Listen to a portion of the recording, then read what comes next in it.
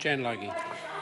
Before the 1980s, our country's great achievement that we were known all around the world for was a pretty level playing field, at least for Pākehā men. And since then, we've seen greater recognition for women and Māori, amongst others. And of course, it wasn't perfect back then, but successive governments of both colours recognised the importance of ensuring families had enough to sustain themselves and a warm, dry home to live in.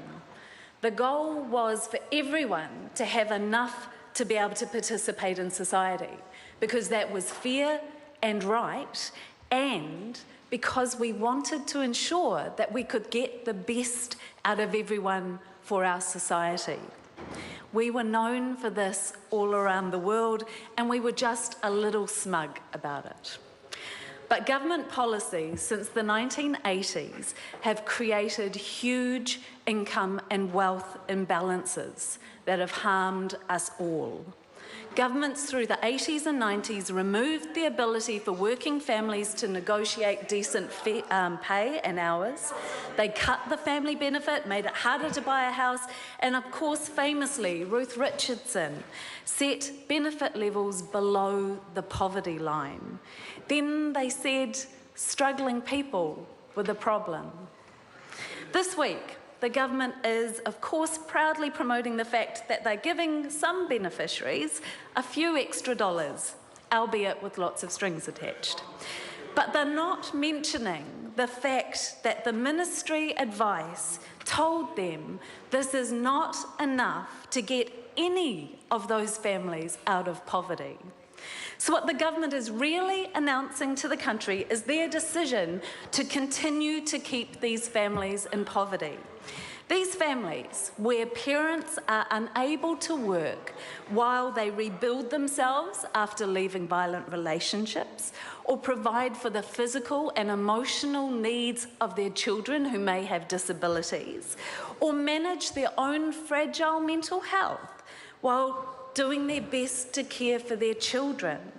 The government has decided these families don't deserve enough money to do those important jobs and pay all their bills and have opportunities in life.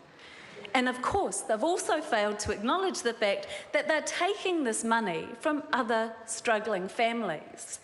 The government is helping to fund this small conditional increase that won't bring anyone out of poverty by cutting the value of working for families and the accommodation supplement. Supports that were introduced to try and keep people off the street and out of poverty. Eroding the value of these benefits means more families will now struggle to pay their bills, enjoy life, and contribute to our communities. It doesn't make sense to erode these supports when rents are going up out of kilter with wages. Families are doing their best in increasingly tough circumstances, and the government needs to stop making it harder. The Green Party believes that we're in this society together, and we and our benefit will be better off if we fix the wealth and income imbalances.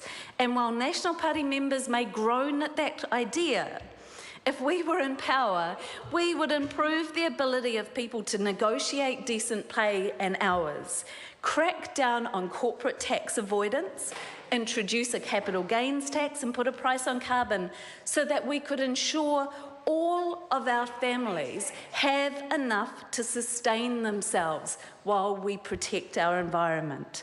We can rebalance our policies to ensure the dignity of every New Zealander. These are fundamental goals that are achievable.